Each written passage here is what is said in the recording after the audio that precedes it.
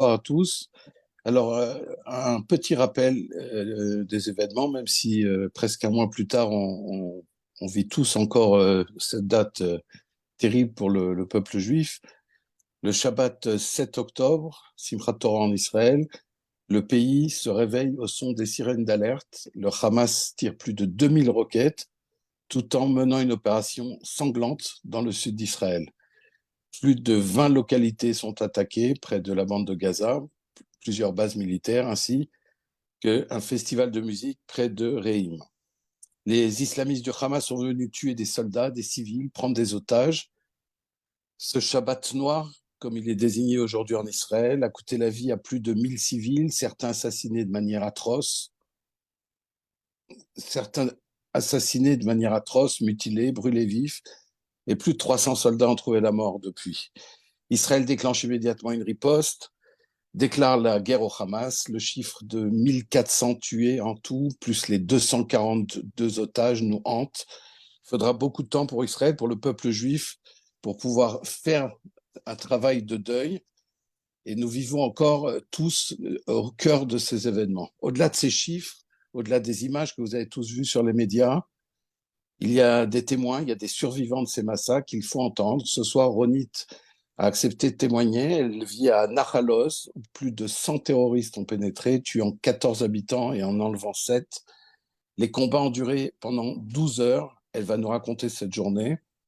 Mais avant 7 octobre, Ronit, je voudrais que vous nous racontiez votre parcours et qu'est-ce qui vous a amené à Nahalos. Vous êtes né en Israël, mais vous avez grandi en France. Qu'est-ce qui vous a motivé pour revenir en Israël? Racontez-nous. Bonsoir à tous. Je suis d'Israël, de la ville Kiryat Gat, c'est au nord, au sud, pardon. J'ai vécu jusqu'à l'âge de 10 ans ici et ensuite, à l'âge de 10 ans, mes parents ont décidé de passer en France. Toute notre famille est passée en France. J'ai fait le lycée et le collège en France, à Saint-Denis, à la ville de Saint-Denis. Et à l'âge de 18 ans, quand je pouvais décider pour moi-même, j'ai tout de suite décidé de rentrer en Israël, de passer. J'ai toujours senti que Israël, c'est mon peuple, c'est là où je dois vivre, c'est là où je veux continuer à vivre ma vie, bien que j'aime beaucoup la France, mais c'est là que je voulais être. Et j'ai fait une alia avec ma sœur.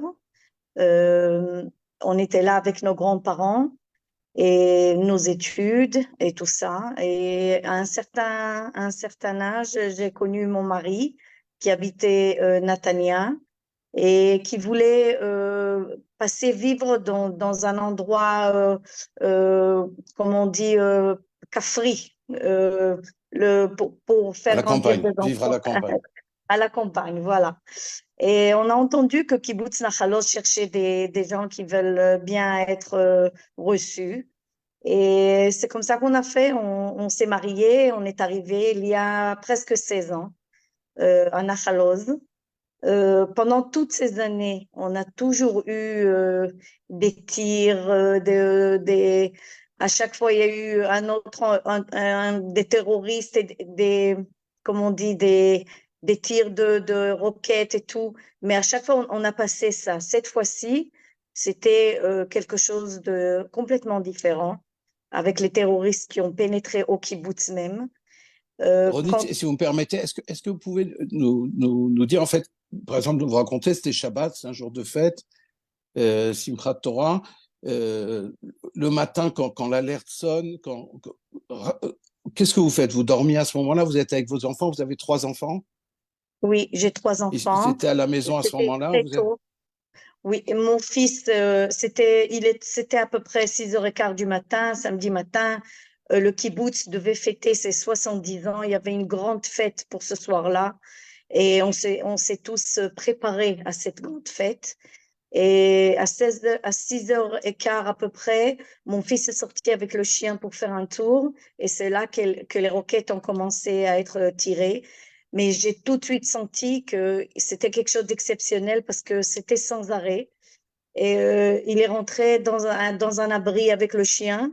Et moi, j'ai pris mes filles au mamad, à la chambre qu'il faut se mettre à l'abri. Et au téléphone, je lui parlais, je lui disais d'attendre que le tir s'arrête pour qu'il puisse rentrer, mais déjà on entendait des cris dehors et des gens au WhatsApp du kibbutz disaient il y a mechablim, mechablim, il y a des gens qui sont rentrés au kibbutz. Et c'est là que j'ai appelé mon fils et je lui ai dit, écoute, il y a les voisins d'en face, là où tu es, on va leur dire d'ouvrir la porte et tu cours vite fait chez eux. Et c'est comme ça qu'on a fait. Ils ont ouvert la porte, ils ont reçu mon fils et il était là-bas jusqu'à 3 heures du matin qu'on s'est rencontrés au Mishmar à Negev quand tout le kibbutz a été déjà évacué. Et Est-ce que pendant vous toutes ces avez heures-là, communiqué, toutes ces heures-là, vous étiez en contact avec votre fils, mais aussi avec les autres voisins? Vous m'avez parlé du WhatsApp, du groupe WhatsApp. Qu'est-ce que oui, vous entendiez? Qu'est-ce que vous saviez de ce qui se passait dehors dans les rues du euh, kibbutz? on pouvait pas imaginer il y a tant de terroristes qui sont entrés au kibbutz, mais on entendait des cris et beaucoup d'Arabes à l'extérieur. Et tout le monde disait, il y a des gens qui viennent et qui veulent rentrer de chez moi, et appeler l'armée, appeler, aidez-nous. Et l'électricité est tombée, ensuite l'Internet est tombé. Et vite fait, vers 11 heures déjà, j'avais plus de téléphone. Mon téléphone, c'est terminé. Alors, j'écris à tout le monde qu'on sent que c'est la fin de la vie, qu'ils essayent d'appeler de l'aide, mais qu'on est là en silence et qu'on ne bouge pas. Il n'y avait pas d'électricité, on pouvait à peine respirer dans la chambre. On n'a rien mangé jusqu'à la nuit, on n'a rien bu. Et vers 7 heures du soir uniquement, après qu'on entendait plein de tirs et de bagarres dehors et des gens en arabe qui allaient, qui revenaient, euh, vers 7 heures, l'électricité est remontée. Et c'est là que j'ai pu reparler à ma famille et dire qu'on est là et parler à mon fils et lui dire que je vais bien et qu'il attende qu'on se rencontre. Et vers 9 heures du soir uniquement, l'armée est rentrée, ils ont tapé à la porte, ils ont dit c'est sale, ouvrez la porte, croyez-nous, c'est nous. Et à 9 heures du soir, j'ai osé sortir de la chambre et ouvrir la porte. Et ils nous ont pris famille par famille. Et ils ont évacué tout le kibbutz. Je ne voulais pas sortir parce que je voulais mon fils avec moi et ma mère aussi était dans une autre maison toute seule. Et ils m'ont dit, vous ne pouvez pas rester ici, tout le monde sort, vous les verrez plus tard. Et c'est là, à 9 heures, je suis sortie avec eux et mon fils et ma mère, je les ai vus à 3 heures du matin. Ils nous ont pris au Bassis Tzvaï Mishmar à Negev. Et c'est là qu'on s'est tous rencontrés et on a pu savoir les gens qui ont été assassinés, les gens qui ont été kidnappés, les horreurs qui se sont passées dans les maisons. Il y a eu des vols et des tirs sur des gens. Il y a eu des... C'était horrible. Des gens ils ont brûlé aussi plusieurs maisons. Et, et c'est là que j'ai senti que Dieu nous a bien protégés, moi et ma propre famille. Et c'était horrible, horrible. On n'a jamais imaginé qu'une chose pareille puisse arriver et on attendait l'armée qui n'arrivait pas. Pendant Pas à toutes temps. ces heures-là, justement, qu'est-ce que vous avez fait toutes ces heures? Comment vous avez rassuré vos filles? Comment vous avez tenu le coup toutes ces heures-là? Vous aviez à manger, vous aviez à boire? Rien du tout. On était là, on était en pyjama, on ne s'est pas préparé à ça. Euh, euh, le matin, quand il y avait encore quelques électricités, ils nous ont dit restez tranquilles, éteignez les lumières et ne parlez pas. Il faut du silence. Et c'est ce que j'ai dit à mes petites filles. Je leur ai dit, écoutez, on va maintenant essayer de dormir tous, toutes. Et avec notre chien, je l'ai caressé pour ne pas qu'il fasse du bruit. Et comme ça, on est resté sans bouger, à peine parler, en silence. Les filles se sont endormies avec le temps. Et c'est tout. J'étais là en train de prier, lire Teilim et prier Dieu qu'ils vont venir nous aider et que ça se termine vite. Mais c'était depuis 6 heures et quelques du matin jusqu'à 9 heures du soir. C'était très, très long. sans manger, Sûrement sans boire. la journée la plus longue de votre vie. Quand vous êtes sorti, est-ce que vous avez vu l'état du kibbutz? Vous avez compris à ce moment-là la gravité de ce qui s'était passé au kibbutz et peut-être dans les kibbutzim voisins? À quel moment vous avez compris que vous étiez un des kibbutzim attaqués et qu'il s'agissait d'un véritable massacre? Vous avez échappé au pire. Oui, j'ai compris ça depuis le matin parce qu'il y a eu plein de tirs et des cris et on entendait des choses dehors. C'était la guerre dehors. Et j'attendais de sortir. Et quand on est sorti, on voyait que des corps de Mechablim qui ils étaient par terre. Et les soldats nous ont dit, ne regardez pas ni à droite ni à gauche, marchez tout droit et montez sur la voiture de Tzahal et on sort d'ici. Et ils ont pris les enfants, ils ont pris mon chien, ils m'ont aidé parce que j'étais en train de trembler, j'étais pas, mais c'était déjà l'obscurité. Et tout ce qu'on a fait, c'est de courir dans la voiture de Tzahal. Il y a eu encore plein de bombardements, Tseva Adom, tout le temps, tout le temps. Et ils nous ont ramenés famille par famille jusque dans un grand endroit pour qu'on puisse rester et attendre les bus qui nous fassent sortir de Haute-Phase. La région de Gaza. Vous Oui, viviez, Nachalos est un kibbutz, c'est-à-dire tout le monde se connaît, c'est une collectivité, vous viviez ensemble oui, les uns avec les autres. Vous avez certainement dû perdre des amis, des gens avec qui vous viviez tous les jours. On est un oui. mois après. Est-ce que vous arrivez à comprendre aujourd'hui ce qui s'est passé et comment vous vivez le deuil de tellement de personnes que vous connaissez si bien? C'est un grand deuil parce qu'on se connaît tous comme une grande famille. Les enfants qui ont été tués et kidnappés, c'est des enfants qui ont grandi avec mes enfants. On connaît toutes les familles. Chaque enfant ou personne qui a été tué ou blessé, c'est comme si c'est ma propre famille à moi. Tout le monde pleure tout le temps, un grand deuil. Et c'est pas rien que ça, c'est aussi toute la région de Gaza chez nous, de Nahal Oz, avec tous les kibbutzim, Kfar Aza, tous nos voisins, les enfants, ils vont à l'école avec tous les enfants de toutes ces kibbutzim. Et mes enfants, ils savent tout, ils ont tout reçu au téléphone. Cet ami-là de sa classe est décédé, cet ami-là. Une grande tristesse. Jusqu'à présent, c'est comme si c'était il y a pas longtemps. C'est un mois, mais c'est comme si c'était à l'instant. Ronit, qu'est-ce que vous dites à vos enfants pour les rassurer? Est-ce que vous êtes sentez capable de les rassurer, de leur dire que ça n'arrivera plus? Je ne peux pas leur dire que ça n'arrivera plus parce que je n'y crois pas à 100%, mais je leur dis que Dieu est là et Dieu nous protège et que Tsahal est là et on a passé un truc, on a passé le martyr, mais que si Dieu veut, c'est le peuple juif qui est très très fort et il faut croire en Dieu, il faut croire à la force d'Israël et qu'on passera ça, que nos parents aussi ont passé des guerres et ils ont tous survécu et ils ont eu ce pays Israël et on tiendra bien et on continuera et on les laissera pas nous faire peur à vie. On passera ça, on sera forts tous.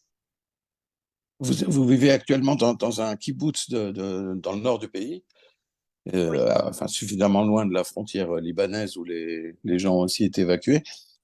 Est-ce que on voit à la télé israélienne, je ne sais pas dans quelle mesure en France on voit ça, une immense mobilisation de la société israélienne, de la société civile, beaucoup de gens qui viennent et qui cherchent à aider, à s'unir pour aider les familles évacuées de toutes ces localités près de la bande de Gaza.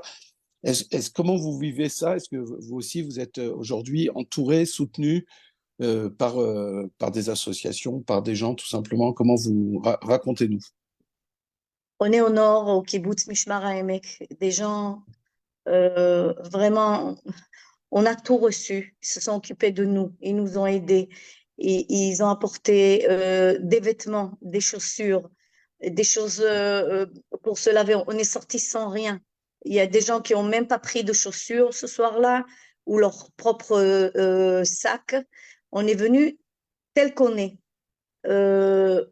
Ils se sont occupés de tout, même des animaux, des chiens qu'on a amenés avec nous. On a reçu des chambres pour aller se reposer. On a tout ce qu'il nous faut comme nourriture aussi au kibbutz, les repas et tout. Tout est organisé, tout est rangé. Vite fait, ils ont tout fait pour qu'on se sente à l'aise euh, et pour qu'on puisse recevoir de l'amour, de la force, qu'on est là pour vous. Il n'y a rien à dire. C'est vraiment, vraiment quelque chose qu'il faut apprécier. Le peuple juif fort et qui est là, frères et sœurs, tous.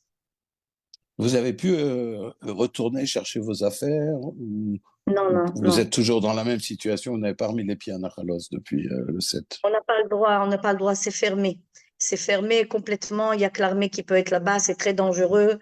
Il y a encore la guerre qui se passe là-bas et c'est très dangereux parce il y a des tirs tout le temps. Il y a des maisons qui ont été détruites pendant ces semaines-là qu'on est là et ne peut rentrer sauf l'armée. Est-ce que vous imaginez, est-ce que déjà on vous a donné des réponses, les autorités, sur comment vous allez vivre les semaines, les mois qui viennent? En ce moment, rien que cette semaine-là, on a commencé à discuter entre nous au kibbutz, comment on voudrait, où on voudrait rester pendant, ça prendra au moins un an, et où on voudrait rester en communauté, ensemble pour cette année-là, mais que les enfants puissent aller étudier, qu'on puisse continuer à travailler.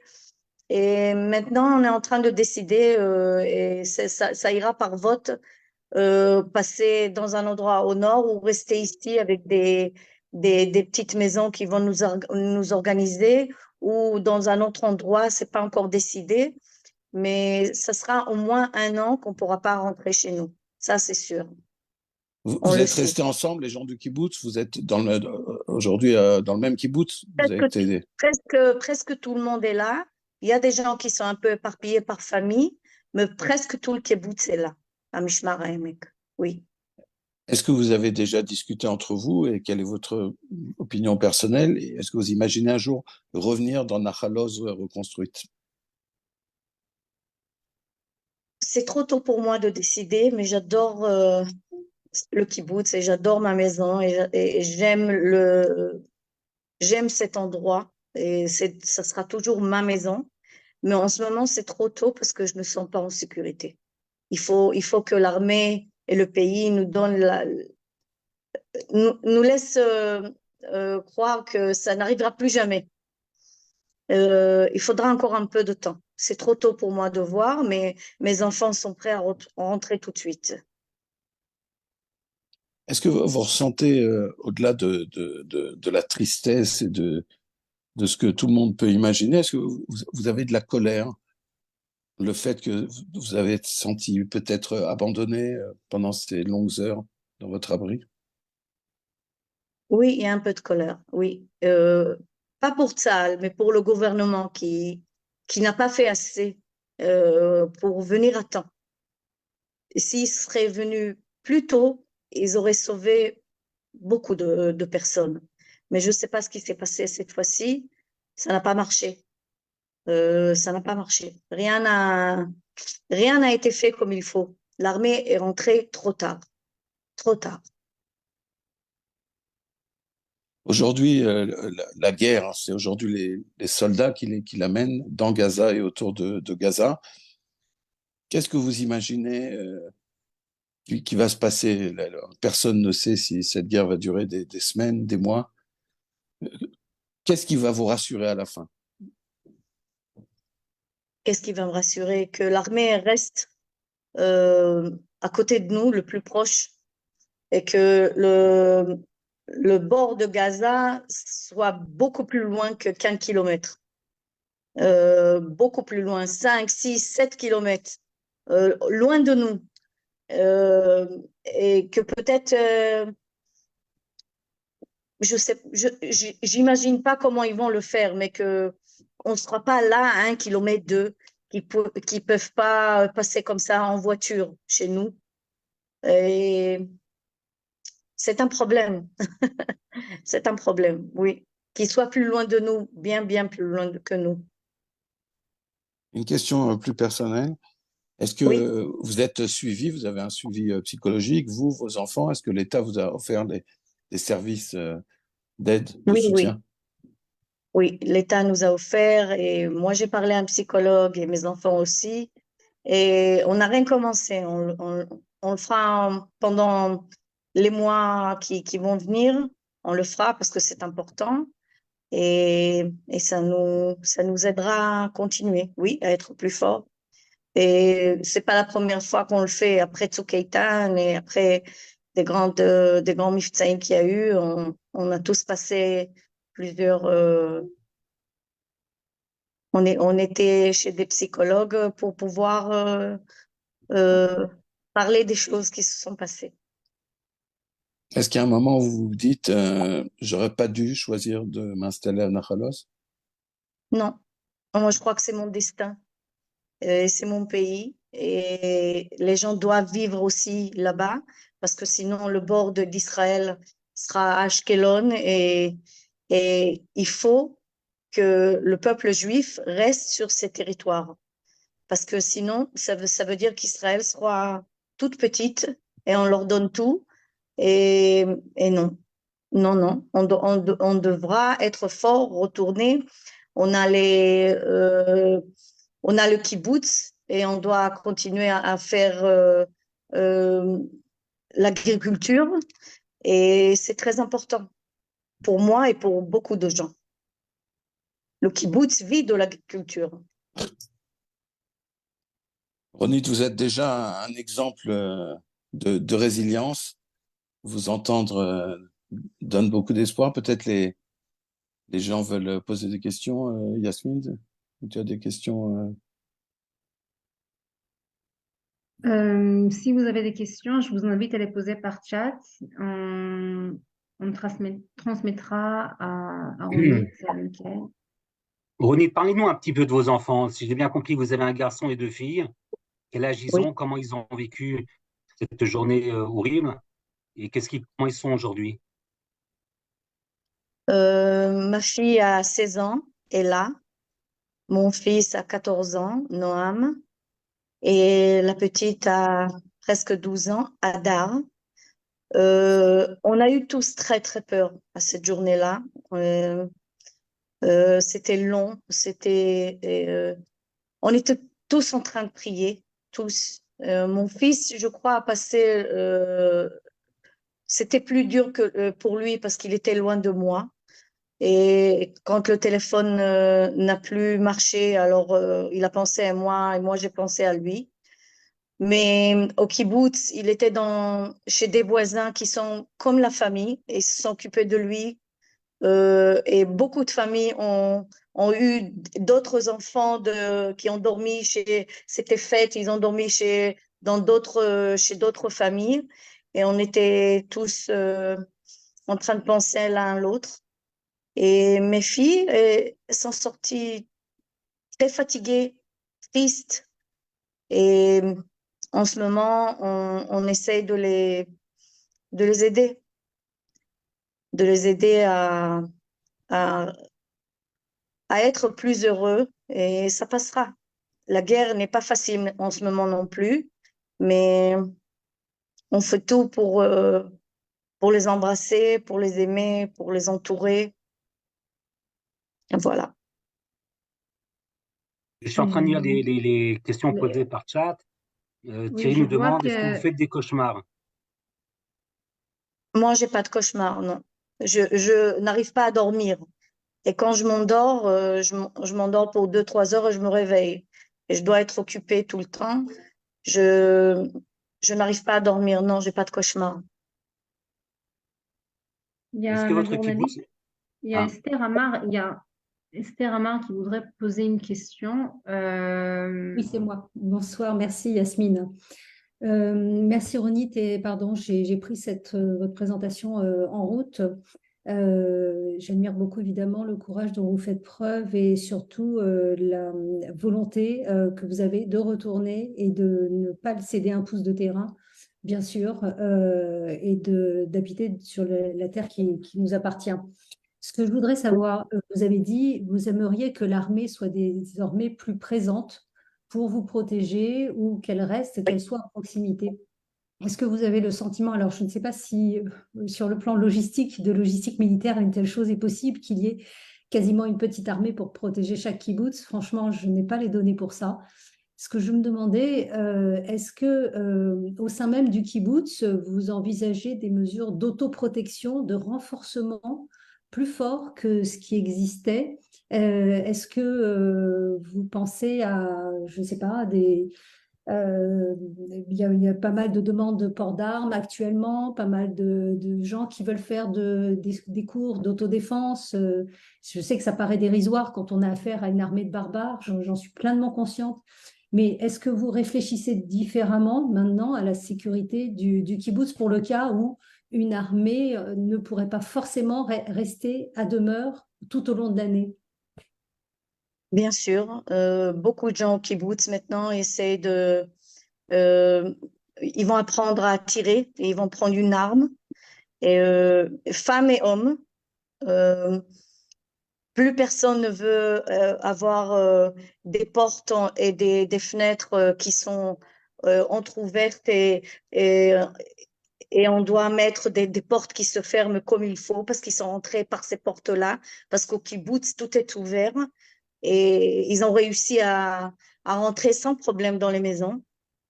Et on a, je ne sais pas comment on dit ça en français, excusez-moi, Kitat Konenut, c'est les gens, c'est les hommes qui ils étaient à l'armée, qui habitent au kibbutz et qui sont là les premiers avec les armes en train d'aider le kibbutz même.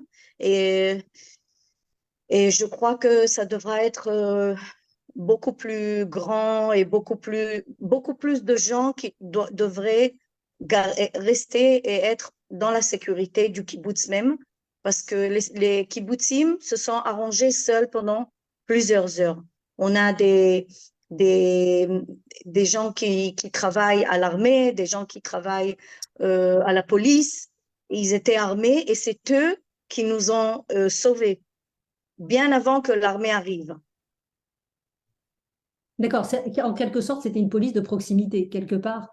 Voilà, ils ont mis forcément moins de temps puisque les unités étaient mobilisées ailleurs, effectivement. Voilà.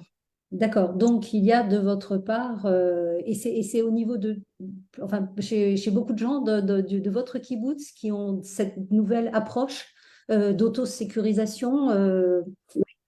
Oui, d'accord. Oui, mais de toute façon, c'est à part notre demande que l'armée soit là beaucoup plus, qu'on ne soit pas seul au bord de Gaza. On ne devra plus être seul. Merci beaucoup. Il y a il y a une question que j'ai lue. Merci de témoigner. Suivez-vous les réactions internationales en Europe, France? Qu'en pensez-vous? C'est triste, oui, ces derniers jours, je vois ce qui se passe en Europe, ça me fait peur. En tant que jeune fille qui a vécu en France, je sens que c'est injuste et que les gens ne voient pas les choses comme ils se sont passées et que personne et aucun pays n'aurait accepté qu'on massacre et qu'on tue des bébés et des femmes âgées et des femmes et des hommes et qu'on fasse ce qu'ils ont fait. C'était horrible, c'est de la méchanceté et aucun pays n'aurait laissé son peuple passer une chose comme ça sans intervenir, et on a le droit de faire ce qu'on fait en ce moment, de garder le peuple juif et israélien et de nous battre et de prendre le Hamas beaucoup plus loin que nous. Et une question, comment on peut aider les familles du Sud? Déjà, tout le monde te remercie pour le témoignage. Et on demande aussi comment on peut aider les familles du Sud. D'abord, ce que vous faites, ça nous aide, que vous êtes là, que vous pensez à nous, que vous vous intéressez, et sentir que le peuple juif au monde, en Europe, et même le peuple juif en Amérique est là pour nous. Et beaucoup d'argent est arrivé au kibbutz, chez nous, et dans d'autres kibbutzim, j'imagine, pour pouvoir reconstruire. Et c'est ce qu'on aime, et c'est ce qu'on voudrait, reconstruire, rebâtir, arranger le kibbutz pour qu'on puisse retourner à la maison. Qu'est-ce qui se passe au niveau du travail, de l'agriculture aujourd'hui? Vous avez des vaches peut-être aussi? Oui, on a des vaches. Les vaches, c'est la seule chose qui marche, mais très très peu, mais l'agriculture n'existe plus. Tout est esquinté. Il y a l'armée est là-bas. Il reste plus rien. Tout est détruit. Qui s'occupe de la traite des vaches au jour le jour? On a comme on dit, צוות של הרפת, qui vont et qui viennent, c'est les seuls qui peuvent rentrer, et ils viennent, ils font une משמרת חליבה, et ils La traite reviennent des vaches. ici à Mishmarek. Voilà, excusez-moi, oui.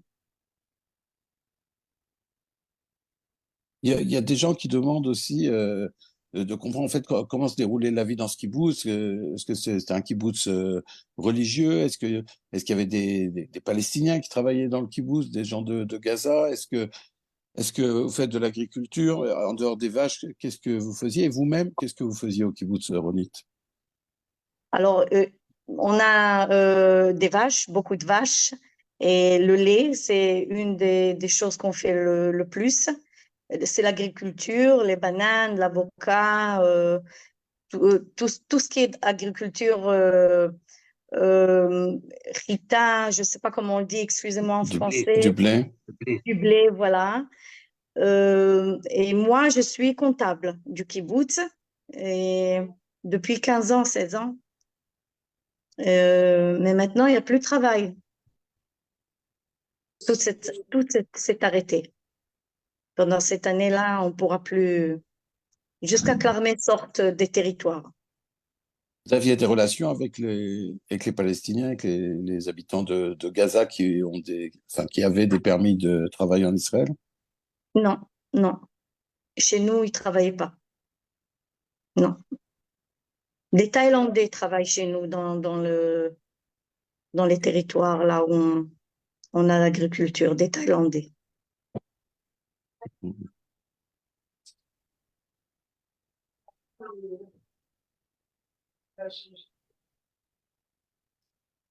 J'ai juste Jean-Charles Zerbib, délégué général de l'OSM France, est avec nous. Il voudrait dire quelques mots. Donc, Jean-Charles, je te laisse la parole.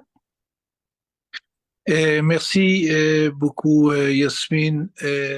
merci aussi à Michael. רונית, אני רוצה להגיד לך תודה רבה רבה. Vraiment, Ronit, je veux te remercier de ce témoignage. Témoigner de ce qui s'est passé témoigner n'est jamais facile. Je me suis occupé pendant très très longtemps de transmission de la Shoah et j'ai eu des témoins. Je sais à quel point c'était difficile, mais ce soir, je n'ai pas de questions à te poser parce que je pense que tu as tout dit. Et j'ai reçu ce soir en t'écoutant une double leçon. Premièrement, une leçon formidable de judaïsme avec cette façon. C'est toute notre histoire qui a été résumée dans ces derniers jours avec ce coup terrible que nous avons reçu et grâce à des gens comme toi, en hébreu il n'y a pas de vouvoiement, alors je te tutoie, eh bien avec des gens comme toi qui relevaient la tête, et même si aujourd'hui il y a des questions et si tu ne sais pas si tu vas retourner dans ce kibbutz, alors le coup a été très dur, mais tu nous as donné une formidable leçon de judaïsme en parlant évidemment de ta foi, de ta croyance et en même temps de cette façon de continuité, de continuer. Netzar Israël lo yeshaker, Léolam. l'histoire d'Israël et la continuité d'Israël ne se démentira pas. Et en même temps, pour nous qui nous occupons avec Yasmine, avec Naftali, avec d'autres de sionisme, c'est une formidable leçon de sionisme qui est non pas de la théorie, mais du vécu quotidien de la pratique, puisqu'en acceptant d'aller habiter au bord de cette région si dangereuse et depuis si longtemps, et malgré toutes les tentatives de Tsahal et de tous les services de sécurité, malheureusement, il s'est passé ce qui s'est passé. Et donc, tout simplement et humblement, mais je voulais te le dire, merci beaucoup. Merci à vous. Je vous embrasse d'ici, d'Israël, à tous. Chibouk. Toda. Toda. Merci Ronit, merci pour ce témoignage. Je crois que Jean-Charles a tout dit et j'espère qu'on se retrouvera pour un entretien plus calme quand les projets seront plus clairs et avec l'espoir de se retrouver au kibbutz reconstruit. Bezrat Hashem. Merci, bonsoir. bonsoir à tous. merci, תודה רבה רונית, תודה באמת, רבה. אנחנו ממש מודים לך על השיתוף, merci pour ce témoignage. Et באהבה. comme Michael a dit, j'espère qu'on pourra en parler dans des meilleurs jours, après qu'on בשמחה, בעזרת השם. תודה רבה. תודה ערב טוב. לכם, ערב טוב. merci à vous tous, שבת שלום ובשורות שבת טובות. שלום. Amen, amen. Amen. תודה רבה מיכאל. תודה.